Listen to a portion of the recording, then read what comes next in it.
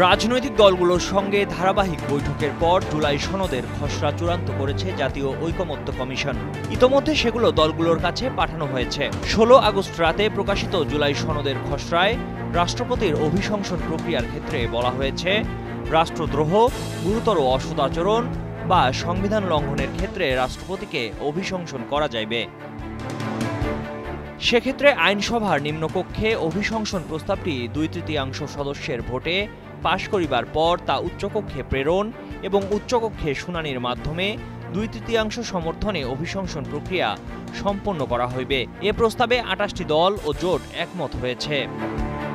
রাষ্ট্রপতি নির্বাচন পদ্ধতির ক্ষেত্রে বলা হয়েছে, সংবিধানে এরূপ যুক্ত করা হবে যে বাংলাদেশের একজন রাষ্ট্রপতি থাকবেন, যিনি আইন অনুযায়ী আইনসভার উভয় কক্ষ অর্থাৎ নিম্নকক্ষ ও উচ্চকক্ষ সদস্যদের গোপন ভোটে সংখ্যাগরিষ্ঠতার ভিত্তিতে নির্বাচিত হবেন। রাষ্ট্রপতি পদে প্রার্থী হওয়ার সময় কোনো ব্যক্তি কোনো রাষ্ট্রীয়, সরকারি বা রাজনৈতিক দল বা সংগঠনের পদে থাকতে পারবেন না।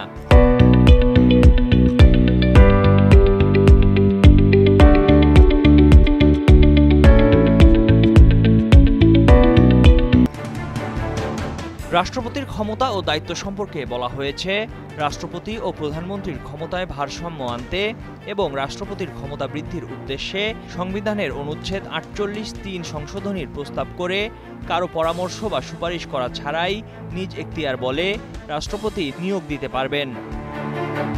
1. জাতীয় মানবাধিকার কমিশনের চেয়ারম্যান ও সদস্যগণ। 2. তথ্য কমিশনের চেয়ারম্যান ও সদস্যগণ। 3. বাংলাদেশ প্রেস কাউন্সিলের চেয়ারম্যান ও সদস্যগণ। 4. আইন কমিশনের চেয়ারম্যান ও সদস্যগণ। 5. বাংলাদেশ ব্যাংকের গভর্নর, এনার্জি রেগুলেটরি কমিশনের চেয়ারম্যান ও সদস্যগণ।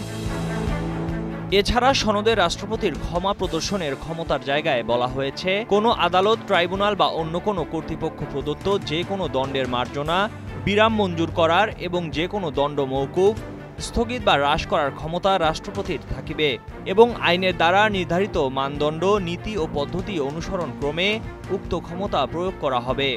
সংশ্লিষ্ট আইনে এরূপ বিধান রাখা হবে যে, এরূপ কোনো আবেদন বিবেচনার পূর্বে মামলার বাদী বা ক্ষতিগ্রস্ত ব্যক্তির পরিবারের সম্মতি গ্রহণ করা হবে।